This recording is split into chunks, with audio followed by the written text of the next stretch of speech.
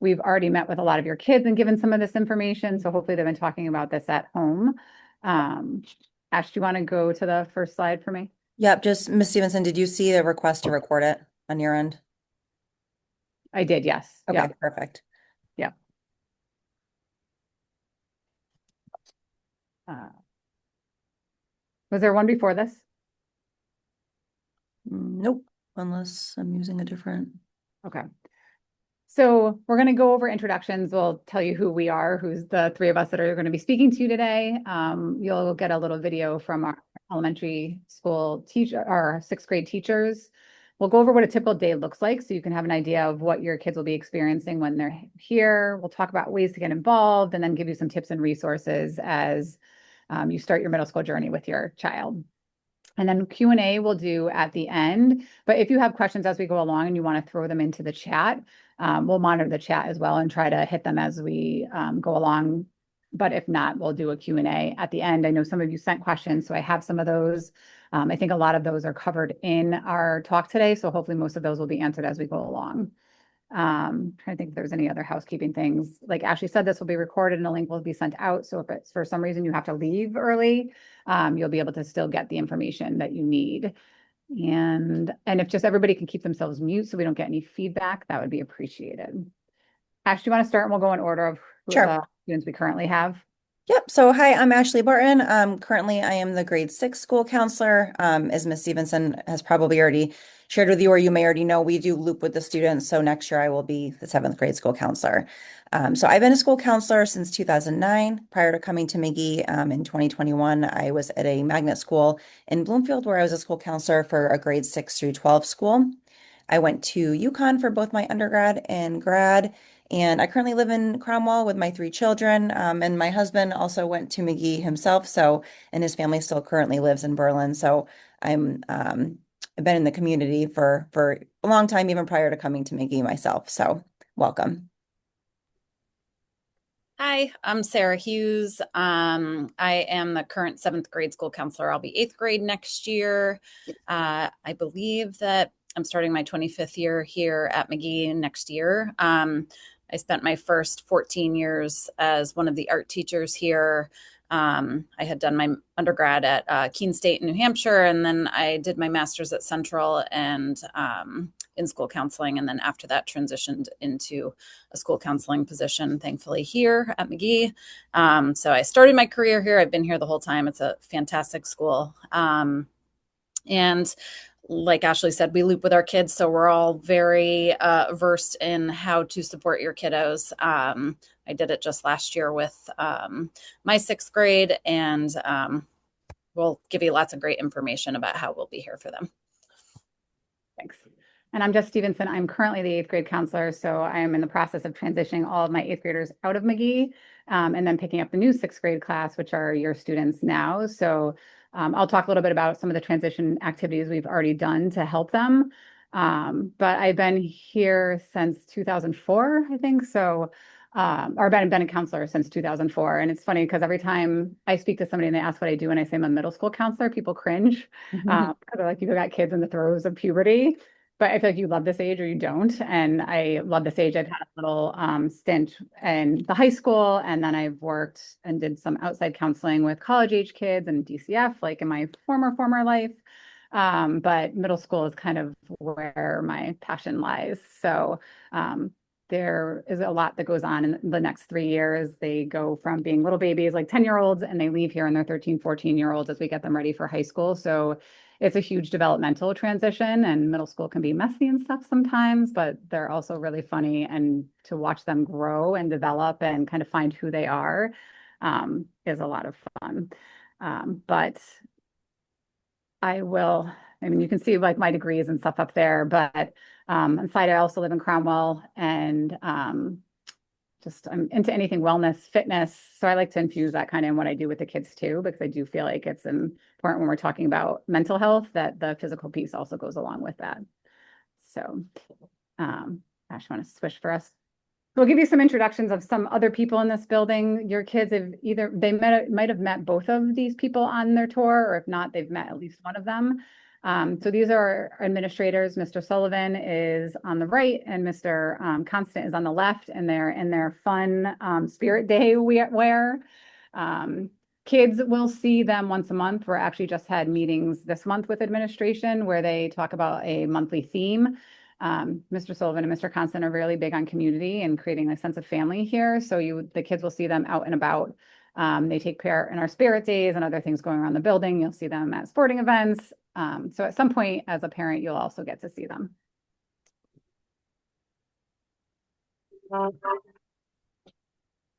And so, All right, do you want me to go right into that? I'll talk first. Okay. The next video is a video we actually showed to your children at Getting to Know You Day when they came up to McGee. Because teachers were teaching, they didn't get an opportunity to meet one-on-one with them. So we had the teachers record a little hello.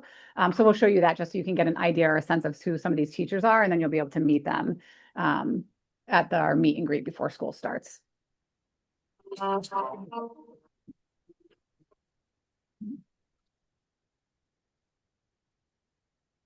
Hey, welcome to McGee. I'm Mrs. Seibel. I teach science, and I'm looking forward to learning about the world around you, having fun doing experiments and investigations. Can't wait to see you. Hi, my name is Mrs. Burnham. I teach reading and writing for 6th grade. We are so excited to see you in the fall. I know you might be worried about your lockers, but don't worry, we'll help you with it all year long. Hi, everybody. I'm Mrs. Mahaffey, and I'm the Team 6B math teacher. I'm so excited to see you guys next year and looking forward to all the great things we're going to learn. Thanks. Hey everybody, I'm Mrs. McCorkle. I teach reading and writing for 6th grade, so I can't wait to see you guys next year. And you get to take a look at all our new books, and we have lots of exciting things to learn, so I can't wait to see you. Hi everyone, I'm Mr. Centerelli. I'm the grade 6 World Regions teacher. I'm very excited to see everybody next year here at McGee School. Have a terrific summer and see you next fall. Hi, everyone. I'm Mrs. Botticello over at McGee. I teach 6th grade math. Mr. Pelletier, science teacher. Hello. Mrs. Guild, special education teacher. Hi, I'm Mrs. Tarver, 6th grade ELA reading and writing. Hi, guys. I'm Mrs. Prentice. I teach reading and writing ELA in 6th grade. And I'm Mr. Rossi. I teach grade 6 World Regions. We're here to tell you some bits of advice and some hints to get you ready for 6th grade. The first thing to remember is who you are. Just be yourself at McGee. Be open to new friends. So you got a big challenge in front of you. You got a big mountain to climb. Coming into 6th grade is a big thing. And in your mind, you're all scared. You're all worried. I get it. I was once there. We were all once there. My advice to you, take it one step at a time. If you take it one step at a time, eventually you'll reach the end goal, the big game. The good news is that you are not alone. We are actually here and we're going to support you all the way. Do know this, that the other 6th graders feel the same way that you feel the first day of school. And as teachers, we have the same energy. We're ready to meet you. One piece of advice I have for you is to be successful here in 6th grade. You want to make sure you remain organized, turn your assignments in on time, and know that we are always here for you. And just not to be nervous, even though we know that you're going to be a little bit stressed coming in, everybody's feeling the same way. We're going to be here to help and do everything we can to make your first couple of days at McGee run smoothly. And before you know it, you're going to know what you're doing and you're going to love being here. And finally, embrace the opportunities that are going to be presented to you by your new classmates and your teachers. Don't be afraid to fail. Trying new things is an important step in your learning, and we really can't wait to meet you. We hope you guys have a wonderful summer, and we'll see you soon. Bye, guys. Bye.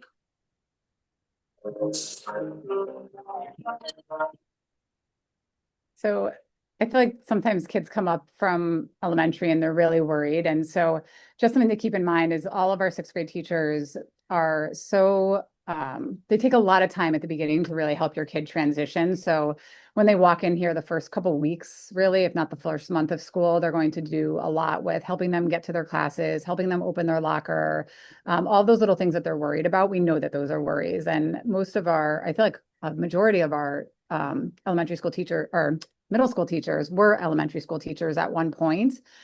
So they get how big of a transition this is for them. So we do a lot of hand holding in the first couple weeks to make sure that they have everything they need. We know these are new, like opening a locker is a new skill. So we're going to teach them how to do those things. Some of the transition activities, most of these we have already done, other than Hubbard, I still have to see them because we've had to reschedule that a couple times because of field days and different things going on. But all of your kids came here for Getting to Know You Day. They got a tour of the building. We had a lot of our 8th grade students giving them tours. Kids from high school Upbeat came down and did a Getting to Know You icebreaker type activity with them before they had their tours. And then I've actually gone down to most of the elementary schools with the exception of Hubbard, and I'll go to them on June 8th. And we do a lesson, like it's a Kahoot. So it's all about middle school. It's a lot of the stuff that's in this presentation, but we do it in a fun way. And then they like to compete against each other and see who knows more about middle school than their other classmates. So we'll finish that on June 8th. And then there's going to be a 6th grade walkthrough and meet and greet. I know that was one of the questions that somebody had entered. So it's usually like the day before school starts, which I think is the 24th. Kids can come, they'll have their schedules, they'll be able to walk through, say hello to their teachers, and find where their classes are. And really the first day of school, the only class they're going to need to know is their first period class, because we're going to show them from class to class after that. So if you have a kiddo at home that is worried about getting lost, it's really going to be that first class period that they need to know how to get to. And there's going to be staff members all around the building that to help them with that if they need help on the first day. So Justin, this is also, we'll hit on some of the questions I think you had, differences between elementary and middle school. So kids were going from one teacher with about 20 kids in a classroom to now they have a team with 5 different teachers. Those are their 5 academic teachers. And I'll show you a schedule after to give you an idea of what their day might look like. But on that team, there's about 100 kids on a team. And then in each class, there's also about 15 to 20 kids, depending on the classroom itself. But it's a way to make a big school feel smaller for them. And then they get to know those 100 kids on their team really well because they'll be intermixed in classes with them all throughout the day. But sometimes that's also difficult for kids because there's more transitions. And for other kids that can't sit still, sitting in a classroom all day long, they have built-in transitions every 40 minutes where they're getting up and moving around. There's 3 minutes passing time in between class, and most of their classes are really close together, so they're not going to need that much time. And again, the first couple weeks of school, teachers are lenient with that because they know they're going to get lost and they're struggling to open their locker and stuff still. Because there's so many different transitions, this is where organizational skills are needed. So if this is something your kiddo struggles with, we might need to support them a little bit. Again, we know this is a developmental skill that lots of them do not have yet. So we're going to spend some time on this. The teachers will do this in the classroom. If there's kids that need more support, I can work with them individually. There's some programs you'll learn about once school starts that you have access to and your child has access to. In middle school, their Chromebook goes home versus staying at the school, which is different for them. And then they have different supports. At elementary school, there was really just a social worker and some interventionists if the child needed support. In middle school, there's the addition of a school counselor, which usually we do a coffee actually at the beginning of the school year to explain our role a little bit better to you guys, because that's a new person in your child's life. And we have all students and they have access to us ongoing throughout the 3 years, and we stick with them for the 3 years. So usually we get to know our kids pretty well by 8th grade. We go into the classroom, we run groups, we see them individually, and they can seek us out whenever they need support. And some kids rarely see us and other kids are in here frequently. And for some kids, it ebbs and flows. Something comes up socially, maybe they have to work through, or they're struggling with something academically and they need help kind of getting themselves organized and time management and all of that stuff. And then they'll seek us out. And as a parent, if there's something that's coming up on your end that you're seeing at home, feel free to reach out to us because we can support you there as well. So this is just a typical day. This is what our schedule for 6th grade looks like this year. This is subject to change. I will put that out there. I feel like every year our schedule is tweaked a little bit by administration as we continue to work things out and find what works best for our kids. But first period for 6th grade, at least this year, they started in WIN, which stands for What I Need. And this is a little bit of everything. It's a little bit shorter period. This period is only about 30 minutes. And sometimes they have time to do homework. Sometimes they're doing IXL. Sometimes kids are pulled for intervention if they need reading or math support. Sometimes we'll do a group or work with kids during this time. So it's kind of a flex period that we can give them all different things based on what's going on in their lives and what they need. And then they'll have their 5 academics kind of filtered throughout the day. And if you can see during period C and period G, those are their exploratories. And those go on a rotation. So everything else in their schedule will stay the same every day, except those 2 periods. So the period where they have art, STEAM, or digital literacy, that changes on the trimester. So they might start in art and have a trimester worth of art. And then when the trimester changes, they switch to STEAM and then digital literacy. And for their second exploratory, that might be a mix of PE, wellness, health, music, and sometimes if they have an intervention class for math or reading support, might be put in there as well. And that goes on a 6-day rotation, which sounds really confusing, but it's up on every teacher's board. It's on TV screens in the hallways, so they know what day it is, and they just check their schedule and see like, oh, if it's a day 1, I might be going to PE that day. Also something we can help them with once they start, because we know that's something that's new to them as well. But I would say kids get it usually within a week. If not a week, then by the 2nd week, they really understand their schedule once they live it. So some of the fun things that are going on here, I would recommend just to help your child make new friends. They're going to be merging with the 3 elementary schools. If they can get involved in something, that's the best way to make friends and connections, not just even with kids in their grade, but if they're doing a sport or some of the clubs, that's all 3 grades at the same time. So they can meet kids also that are older than them. We have a ton of sports. All the sports that are listed there are for both boys and girls.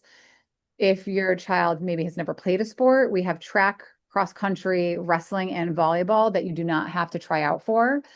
So if they want to try something new, that would be a great opportunity for them to do that.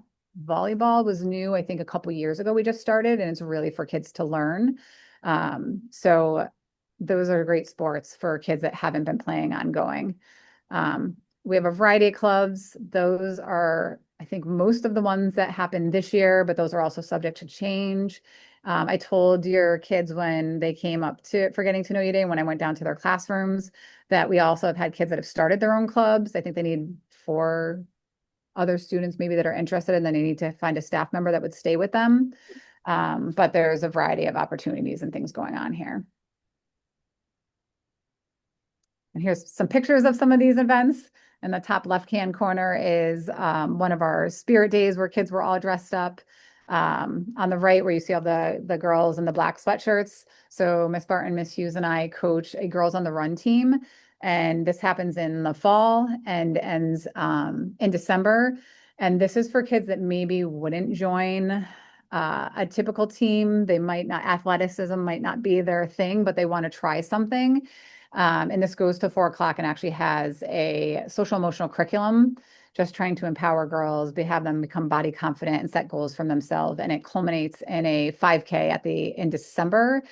We run the West Hartford Mitten Run with the kids. So if your daughter is interested in that, we would love to have them. There will be signups and information about that coming out at the beginning of the school year. And then there's some team building things we do in the middle there. And then there's another club we have that's called Common Ground for kids that are struggling to make social connections. And that's put on by Berlin Youth Services. And we do a few trips throughout the school year, getting kids to connect with not only staff members and other students, but social services, and the Berlin Police Department joins us on that. All right. So we know that this is a really big transition for both the kids and for you. Miss Barton and I both have children at this, age level also. We both have recently, my son just made this transition this past year. So I've gotten to live this on your end of things as well. As Miss Stevenson reviewed, she's been down to the elementary schools, or will have gone down to all 3 of them. She taught the lesson. The kids have gotten to ask questions, and then everybody came here. They again got to ask questions, and they got to ask questions to students also, not just to the adults. We like that model so that they feel comfortable asking kids things that they're worried about. And then you'll have the visit right before school starts. We know that your kiddos are going to be, starting August, telling you how nervous they are. It's really normal. And you can kind of just keep reassuring them that like everyone feels that way. And even our 7th and 8th graders who know the building come into school feeling that way. We talk about how even those of us that have been here for 25 years, we don't sleep the night before school starts. We're just excited, and their nerves will be put, to rest very quickly when they get here. Ms. Stevenson mentioned we have lots of adults around the building that are going to help with this transition. We try to streamline things really well. So, you'll come in, you'll do that visit if you can, right before school starts. We funnel all the kids, all 600 of them, right through the same doorway in the morning. So they're not kind of like scattered, wondering where they should be going in. They all walk down the same hallway. And as Jess said, they're going to just need to know one classroom, and they're going to find that classroom before school starts, before any other kids are here. So they know exactly where they're going on the first day. I will say the biggest transition that we see for parents, besides the initial like letting them go off to middle school the first day, and that's nerve-wracking, is that we often get phone calls throughout the 3 years, like, what is happening to my child? They are hiding in their bedroom. They want their door shut all the time. They don't want to hang out with the family as much. They're always involved with their friends. And we do another coffee where we talk more about this, but this is very normal. This is developmentally what they are supposed to be doing at this age. They start to separate from, their family a little bit, and their dependence on you for everything. And they do start to be more heavily involved with their peers. And again, it's really normal. Like my recommendation is you set really just firm boundaries for what that looks like for your family. We recommend we do another coffee about social media and cell phone use and things like that. But we recommend perhaps putting boundaries on that type of stuff, like no cell phones in bedrooms at night, so that you don't have to worry about them staying up too late and taking advantage of that and things like that. But it is really normal for them to start doing that separation. So common worries, we always hear, you heard from the 6th grade teachers, don't worry, you won't get shoved into a locker, things like that. Common worries, usually we find that our kids are worried about not being able to open their lockers on the first day, getting certainly lost in the hallways, in the cafeteria. And we do a really good job spending a lot of time with lockers. Your first 3 days here, the kids have a really extended morning with their first period teacher where they go over opening lockers. They practice a lot. And there are plenty of kids that can't do it right away. So we'll review that continuously and reinforce how to do it. We walk around the hallways. We jump in when we see kids struggling with lockers, and we help them figure out how to open them. If you have combination locks at home, just even making them aware of how to use one can be helpful. We know that some of the 5th grade teachers started to sort of put that in as an activity at the end of the year to help with this transition, to teach kids how to use combination locks. The cafeteria can be a little overwhelming because, this is your students' first opportunity to blend together with the 2 other schools. And so they're kind of nervous. They do a lot of pre-planning from what we hear about who's going to sit together. Our cafeteria is filled with adults, especially in the beginning of the year. We will help make sure that everyone gets a seat right away and can feel comfortable. We walk them through an extended period of time for lunch to talk about how the cafeteria functions and what the expectations are. And we do find that kids are creatures of habit, just like we are. Pretty much within the first week, you will see where your student will probably sit for most of 6th grade for lunch. They tend to stay in that table. They do not have to, but they do tend to stay that way. And they will be eating with only sixth graders. Seventh and eighth grade have a completely separate lunch wave, so they don't have to worry about being blended together. I would say the other worry that we commonly hear from parents and students is that all my friends are on the other team.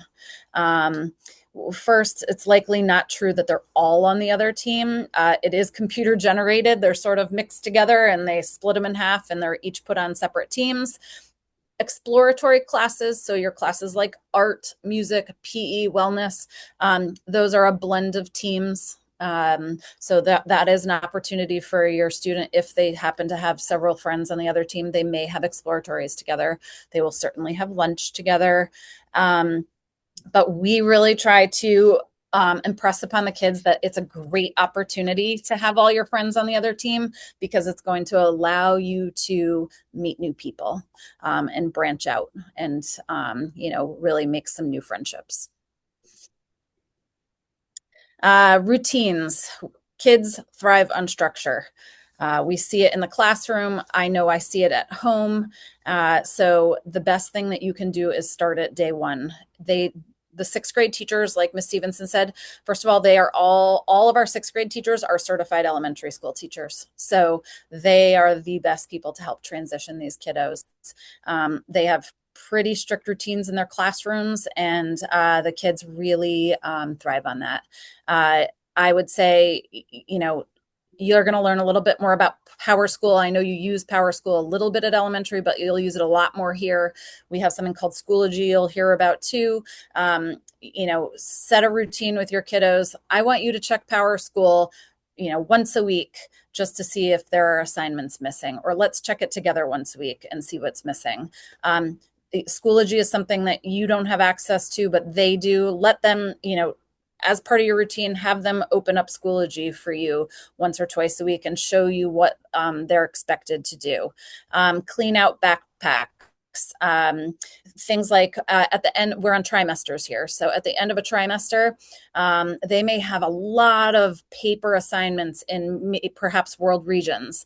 Clean everything out of their binder, put it in a folder, keep it at home in case they need to reference it again later, but let them start clean and fresh that next trimester with not a gigantic binder full of things. But consistency for, what are your expectations when they get out of school? Do they get some downtime? That can they, maybe play outside with friends? Maybe it's that they have a snack and then they're, get some time to play video games or do whatever they would like to do, but then set a time. When do we start homework? And let's make sure that happens every day. But the most important thing that I will tell you, and we will say this in many of our coffees, is this is your time to build great habits for when they go off to high school, and it really counts towards credits and graduation requirements, etc. They spend these 3 years building those habits, getting them in place, learning them really well, and becoming independent. We know they're coming in not very independent from fifth grade, and our goal over these next 3 years is to get them to be really independent students, and we do need your help with that. So setting up your child for success. This is, again, sort of some of the things we were just talking about setting up those routines, checking in with them. Again, they are becoming more socially oriented and not always as involved in family stuff, but still being, checking out how are they feeling about it? Are they worried? What are their worries about going to middle school? If there are things we don't cover and you're really concerned, please, reach out to one of us after this, coffee, and let us know some additional questions or concerns that your students are having. We structure for things like, what time is bedtime? Get up in the morning, have breakfast. Are you driving them to school? Are they taking the bus? Are they walking? Getting ready the night before, setting out an outfit so they're not worried about that in the morning. Providing them with quiet spaces to do schoolwork. Checking in with them that, you have an upcoming math test and math is really hard for you. Do you think you could, maybe stay after with your math teacher for a little bit and get some extra help? limiting their distractions. I know many fifth graders still don't have cell phones, but I would say most of our middle schoolers come in with cell phones. Like really putting some sort of like boundary on that for your student, because they may not be able to do that on their own. But setting some sort of clear expectations for them, and helping them be really successful.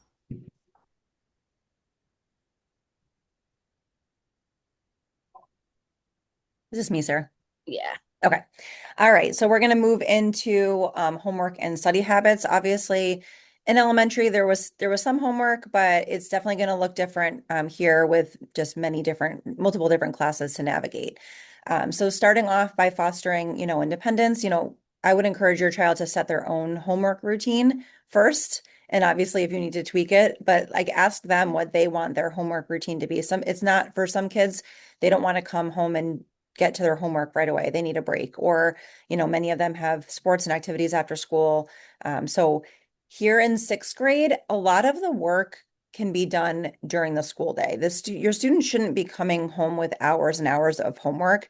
And a lot of the teachers also, they do it differently, but I know like for some of the math, they might give them a packet at the beginning of the week and they can kind of spread that out however they want to. I wouldn't depend on the WIN class to get homework done. Sometimes students want to just wait and try to do it in WIN, but WIN is not a full period. So we do encourage students, like, don't expect to be able to do your homework during that WIN period. But like I said, a lot of teachers will give some time in class to get some of that homework done. So just emphasizing the importance of keeping up. I always tell kids, like, you don't want to dig yourself a hole and have, a list of, 10 to 15 missing homework assignments that you're trying to then catch up on, because obviously that's going to cause stress and overwhelm. So encouraging them to check their Power School every day, like, do I have anything missing for this class? Especially in the beginning, sixth grade teachers will be flexible with homework and turning it in late. Obviously, we want to encourage students to build those good habits and turn things in on time, but we also don't want students freaking out if they did miss an assignment. Most teachers, as long as that student communicates with them, will allow them to turn it in late. Sometimes there will be a late penalty just to, kind of hold those students accountable. But again, that will come with time, and the sixth grade teachers are really good with understanding and transitioning these students from the elementary. Be available to help, but don't do it for them. So we want students to, obviously see their parents, their families as support, but I know sometimes it can, and I do this as well sometimes, where you just want to just help them through it really quickly just to get it done. But you do want your student to obviously do it on their own and try to work through those challenges on their own. Obviously you can be their support and help, but we don't want, parents doing it for them. Okay, one other thing that's come up this year that we want to steer kids away from, obviously with the increasing use of AI, some students are using some different platforms and ChatGPT to help them get through their homework quicker. Teachers do pick up on that pretty quickly if it's not a student's own work. So if a student is really struggling and they're getting overwhelmed, I always tell my kids or my families, like, just stop for the night. Just stop for the night, talk to the teacher. Students can shoot their teachers emails. They can say, like, listen, I had a hard night. Like, I'm going to need some more time on this, or I couldn't get to it. I personally would rather students do that than try to rush through, use something quick like a ChatGPT to get it done, or feel stressed. So that's an option as well. We just encourage communication with students and their teachers. We want students to be able to communicate with teachers on that. All right, so navigating the social scene, this is probably the biggest thing for middle school students, even more so than the challenges that sometimes come with academics. Personally, I feel this way, that the social piece can be really hard for kids to navigate in middle school, just because, friendships change. So whoever their best friend is now, tomorrow they may hate each other, and that's okay. That's going to happen with friendships. They're going to ebb and flow. And like Miss Hughes said, I think a big worry for kids coming in is, who's going to be in their classes? Are they going to have their best friends in their classes? And it can be hard for parents as well. Sometimes we'll get requests like, can my child be with this particular student? Sometimes that's not always the best for the other student. So we really want to make sure that, you know, kids are challenging themselves and pushing themselves out of their comfort zone to meet other kids from other schools because, you know, when they do that, they realize like, okay, like, wow, there's this whole other set of new students that I can, you know, find things in common with, and I can kind of form those relationships. So we don't want we know that it is a concern for students coming in, but we, as parents, we just want you to encourage your students to kind of like branch out and just understand that they're not always going to be in class with their best friend, and that's okay. They're still going to see them in lunch. They're still going to they may see them in exploratories. We do mixed teams for exploratories. So even if they're not on their team, it doesn't mean that they won't be in any classes with them. So encourage involvement in activities to help them connect. As Ms. Stevenson showed you, we have lots of different activities and clubs and sports and things for students to try. Not all of them are tryouts. So like kids can do track, cross country, they take everyone for that. So it is a good way for students to kind of challenge themselves with something new. Talk openly about mean behavior and how to respond. It is middle school. So there are going to be times when your child has to deal with someone not being so nice. Like that's part of learning, that's part of growing, and especially at this age.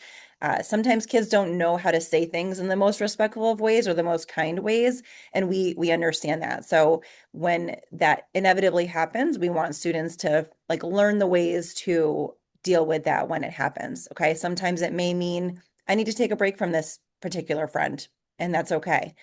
We do offer mediations here if there's an ongoing issue or an ongoing conflict and there's just this tension every day. We do offer mediations. We just make sure that both students involved are open to that.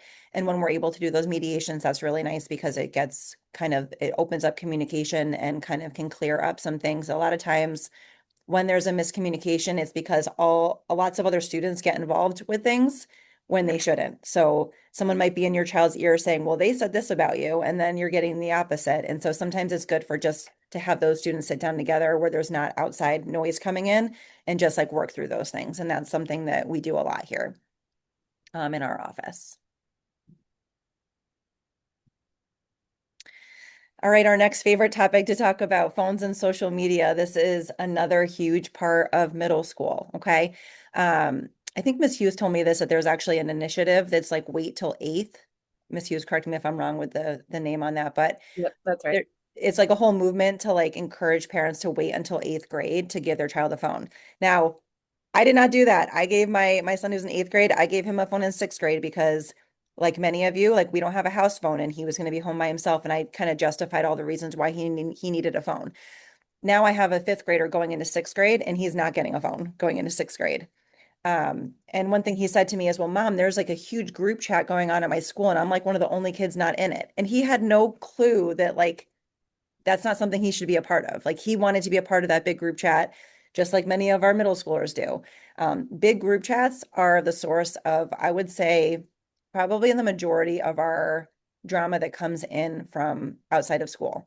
So large group chats, like there's usually always group chats that form like by team, like the team 6 green group chat. And I will say, and Miss Stevenson and Miss Hughes will say, like, there's nothing good that comes from being in a large group chat. So the biggest thing is monitor your child's phone. Miss Hughes mentioned it, but we definitely encourage you to keep your child's phone in your room at night. If it's in their room, they're going to go on it. They're going to be on that phone until after midnight. They're going to be tired in the morning. And so just make sure that that's like my biggest recommendation is not letting them keep their phone in their room at night. Okay. And we just shared some data here. We've done a lot of presentations with families on social media, but the news doesn't get better. There's just more that's coming out with social media, more apps. Like you'll see there's Snapchat, TikTok, Discord. Those are like the popular ones that our kids are using. Most of you are probably familiar with Snapchat, but one of the issues that we have is that the conversations delete after 24 hours. So we'll have students that will come in and say, well, this was going on in Snapchat. And then we can't really do much about it because it deletes. And also if it's outside of school hours, if it becomes a disruption in school, meaning like lots of kids are talking about it, it becomes a conflict in school, then there can be school consequences, even if it's something that happened outside of school time. So we do talk about that with kids and we want families to be aware of that. But most of these platforms all require that students are 13 or older. However, they don't require, any proof of age. So really anyone can download that app. There are different ways that you can monitor it on your own device. I personally have Verizon and there's ways that I can turn off like set down time so I can turn off access to my child's phone after a certain time. I can see all the apps that they're on. They sometimes you can set it where they have to ask permission for you to download the app. So just I would take a look at your phone provider and just see what free restrictions like on your phone, because there are also ones like Bark that you can pay for, but there's a lot through your own phone service that you can use to monitor your child's device. So I think those are the biggest things. Oh, McGee phone policies, cell phones, AirPods, and smartwatches. Those are not allowed at McGee. I think that was one of the questions that was on the registration for cell phones. So I think it was a question. Cell phones have to be in the lockers at all times. So your child can use their phone on the bus. When they get in the school, it has to go into their locker. They're not allowed to use their phone during passing time. They're not allowed to use their phone during lunch. So, if your child is at their locker during the day and a staff member sees them on their phone, usually they'll give a warning like, okay, first warning, put it away. Or if they see it in their pocket in class, they'll say, go put it in your locker. If it's a second occurrence, then it will be sent to the office and then your child will pick it up at the end of the day. If it becomes more of an issue after that, then, you may have to come pick it up, or Mr. Constant or Mr. Sullivan may reach out to you if it becomes a constant issue. And we really do that because I know that the biggest concern as a parent is, well, I want my child to reach me if there's a safety concern. That's like the biggest concern we hear from families. So we understand that. We would never, if a student needs to reach out to a parent for any reason, students can ask to go to the office and call you from the office. So typically, like, unless it becomes an issue, we typically wouldn't tell a student like you can't call your parent for something in the office. If a student is in having a rough moment at school, we do try to encourage the student to work it out with us before calling home, just because we know families are at work. It can be upsetting to have your child call and have them be upset. So we try to work with them through that. But if at the end of the day, if they really feel like they need to talk with you, we're going to let them do that. And a lot of times in the past, we've had students go into the bathroom and call parents and they're crying and they're upset. We want students to reach out to us. We want students to access the supports within the school because we're the ones that are here to help them through those things. So I already talked about cell phones. AirPods are also not allowed, as well as smartwatches. I'm going to click myself after you. I think someone unmuted. If you can just mute yourself. Smartwatches are not allowed. So if your child is wearing a smartwatch, they will be asked to put it in their locker. Okay, and that's our school policy and also district policy as well. Communication and advocacy, we already talked about this a little bit, but we really encourage your child to speak up and start with the classroom teacher when possible. So I had a student email me yesterday saying that they had a rough time in math class because they listed, several students that were bothering them. And my first question was, did you talk to your teacher about it? And they said no. So what I did was I encouraged the student to speak with the teacher. I did let the teacher know, but we really want kids to start with their classroom teacher because they're the ones that are in the class. They're the ones that are going to be able to make, whatever changes are necessary. Obviously, we're here to help if a student doesn't feel comfortable doing that or has a hard time doing that. And the same thing with parents as well. So if there's a concern within the classroom, we do encourage you to start with the classroom teacher as well. Know when to step in versus step back. So again, just encouraging that independence for your child. And as I said, of course, we're always here to help if anything comes up or if something's not working, you reach out, your child reaches out to a teacher and they're not hearing back, you can definitely reach out to us. Just touch on this a little bit, but this is kind of like our communication chain. So who do I reach out to first? So any academic issue or team logistics, such as, if you want to set up a team meeting or you have questions about field trips, you want to start with the classroom teacher first.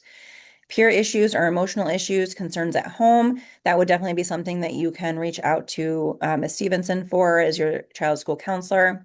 And then administration, so anything with heightened behaviors, issues that could not be resolved by the counselor or teacher. So if you've already tried these things and those things are not working, then you can definitely reach out to Mr. Constant. I would say first, he's wonderful. He will respond to email, phone calls very quickly as soon as he can. So you definitely have lots of ways that you can get support for your child if needed.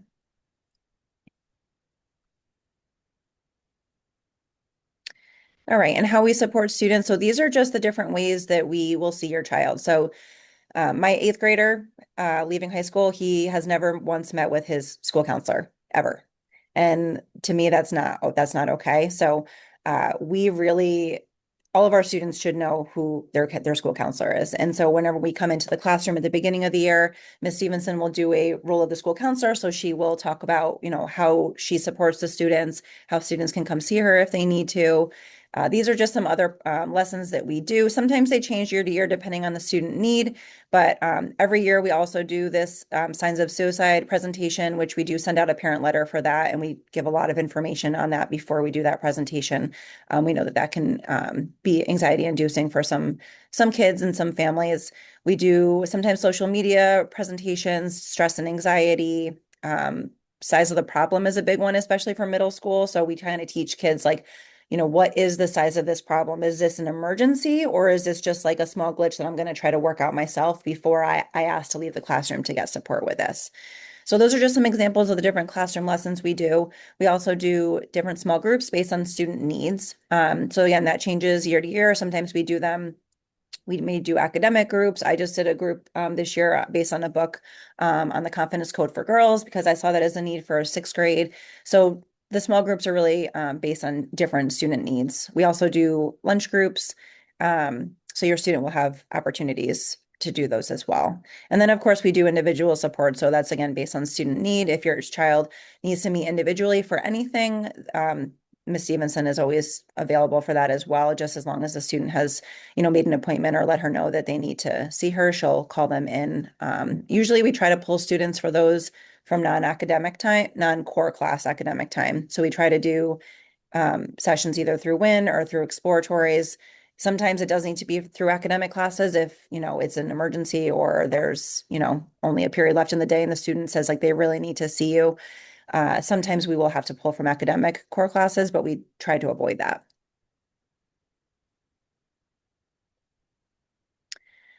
All right, we're gonna go into some real life scenarios. So the day in the life of a middle school parent. So if you can, Ms. Stevenson, do we want to have them put in the chat? Yeah. Okay. Actually, I'm gonna pull up the chat right now and just make sure that I've been monitoring it. Oh, okay. Yeah. All right. So this is the first scenario. So these are just some scenarios that will likely come up at some point. And we just want to get your feedback on what you feel the best steps would be to handle this, and then we'll discuss. So scenario 1, your child reports that a student in their class is bothering or teasing them. What are your first steps? If anyone wants to share in the chat what you think your first steps should be in handling this.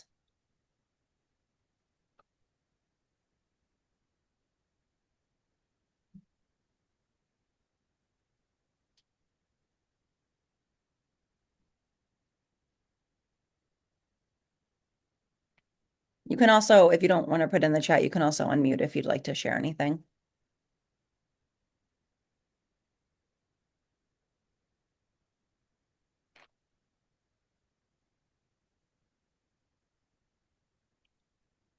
Tell the specific teacher in that class. Yes, that would be the first step that we would recommend. Starting with the teacher in the class, again, discuss being resilient, offer ways to appropriately talk with the student. I love that. Yep. Yeah, I love where you said discuss being resilient because we want kids to, like I said, not everyone is going to be nice. That's part of the real world. There's not always going to be some like kind people all the time. So understanding that this is a part, it doesn't feel good to have someone doing that, but that's, we always tell kids the best thing that they can do is ignore, because then you're taking the power away from that student who's bothering you. Now, again, we know that that's not the easiest thing in the world to do. And obviously if it's happening in every class, like that can be something that can't be ignored, but we do want students to try to push through and ignore those things. And if it's continuing, then, certainly you can let the teacher know that this is happening in that class. I like that too. Tell me what happened and how did you handle it so far? So asking the student what steps they've tried on their own first. That's great. So I feel like in the end, though, our main goal is that we want your children to leave McGee and have the skills to handle conflict in all of these situations. And it's as a school, and I'm sure as parents, like we want to rescue them from discomfort, but actually when we're doing that, we're making it so that they don't learn those problem solving skills. They don't build their self-esteem in those areas. So the more you can support them, but then put it back on them of like, how can you handle this? The better they're equipped they are going to be as they enter into the real world at some point. All right, another scenario. Your child sends you a text during the day saying that they're upset and feeling anxious and that they want you to pick them up from school. They sound distressed. What should you do?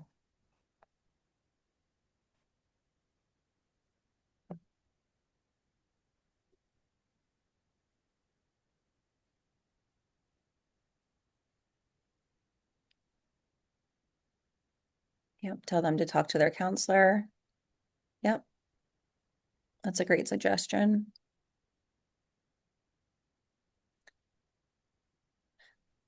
I like that. Please go talk to an adult you feel safe with. One of the things we do, actually, I didn't mention minute meetings. We do minute meetings, usually at least twice a year. So those are individual meetings. We sit out of a classroom and we pull the student out one by one to do a quick check-in. And usually in those check-ins, we ask if the student has a trusted adult at the school. So that's important because they're spending so much of their time here. We want to ensure that every student has an adult at school that they feel safe with. So I really like that. Take some deep breaths is another great one.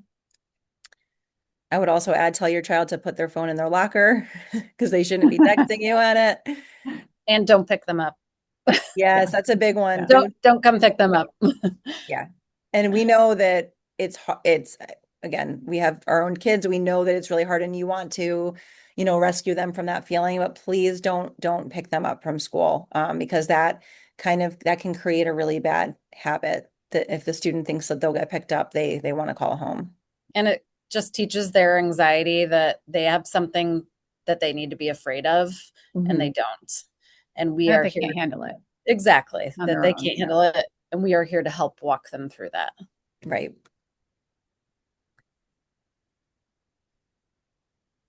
All right. So this is all of our contact information. We list all of our contact information. Obviously, Miss Stevenson will be your point person for sixth grade. But we tell kids all the time that if Miss Stevenson's not available and they have to come to the office for something, one of us can also help. So there may be a point where, one of us emails you about something that happened if Miss Stevenson wasn't available or was with another student. We also include our Instagram page, which we encourage you to follow if you have Instagram because we post a lot of different things on there.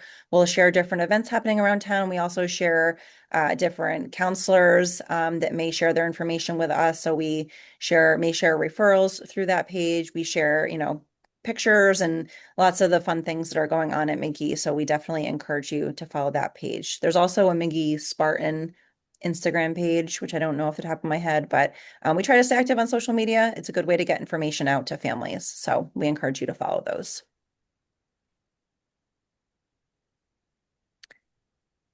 And that brings us to the end of our presentation. So I think Ms. Stevenson has answered a lot of the questions in the chat, but if you have any other questions, feel free to put them in the chat or unmute. We're here to answer any questions that you have. There's one more, Ash, that they just put in about how teams work. Okay. So your kids are split up into one of the two teams. So it's 6 green or 6 gold. And that's really done randomly. So that might be based on if they need a specific intervention class or something like that. But otherwise it's fairly random which team they're put on. Some of the kids, I've heard different things like gold means I'm smarter and I'm in honors classes. None of that is true. It's pretty random, or it's based on a specific need and that team happens to have that class or intervention on their team. So that would be like the basics of the team. And then I think I said earlier, like the teams have the 5 academic teachers. And so your kid will go through each of those teachers. They might have science, they'll have math, reading, writing, and their social studies class. And so they will see different kids in each of those classes and get a chance to be with each of those teachers. So hoping that answered what you were looking for. If there was something specific about teams that I didn't cover, please let me know. Oh, a question about the budget impacting the 2 6th grade teachers. The last thing we heard, and I think at this point it's set, that we are keeping our 2 6th grade ELA teachers. So right now in 6th grade, there's a reading and a writing class. And then in 7th grade, they pick up a world language class and go down to 1 ELA class that covers both reading and writing. But we found that the kids in 6th grade need a little bit more support there. And we were in danger of losing one of those teachers. And it then would have been a combined ELA class. So we were happy to find out, I think yesterday, that I think that is not happening. So hopefully nothing changes with that. For the school volunteers transitioning to volunteering at McGee, we have a very active PTO at McGee. So they'll definitely be sending out information at the start of the year for information on how to join that. But there's definitely lots of opportunities through the PTO at our school to volunteer for sure. General amount of homework that expecting each day. You're going to get math homework every night. Some reading every night. It's usually a set amount of reading. 20 minutes of reading. And then as they sort of progress through the middle school years, they will get more homework. But typically 6th grade is reading and a few math problems every night. I think they say, and it's what when I went down to meet with the kids, we said 60 minutes for 6th grade, 70 minutes for 7th grade, 80 minutes for 8th grade a night. But because they can finish work here, it really depends on how well your child manages their time. So if they have win time and they set that aside, but your child's like sneaking a video game on there, or talking with friends or just not being productive, then they're going to have more homework. Or if they're saving the math packet that's broken down each night and they're saving it all to the end, then they're going to have more homework on a Thursday night because they didn't break it down in increments along the way. So it's hard to give an exact number, but I think that was kind of the 60, 70, and 80 for each grade is what they give as an estimate. Late bus. Yeah. We have a late bus Monday through Thursday, typically, unless there's a meeting, which kids would know about ahead of time, and it's at 3:00. Kids can stay after school and make appointments with teachers, or if there's clubs or things like that, and then take the late bus home. So for sports that end later, they would need a ride. But most of the other after school activities like the clubs, they could take late bus home. And clubs, I told the kids this when I actually went to see them, that they can just try out a club. So if there's a little permission form that just says that they can stay after for the club that you would need to sign. But if they do it once and then decide they don't like it, they don't have to continue doing it, and they can try to several different things.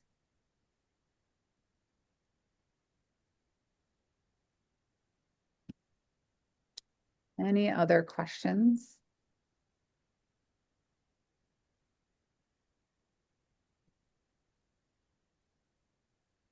Okay.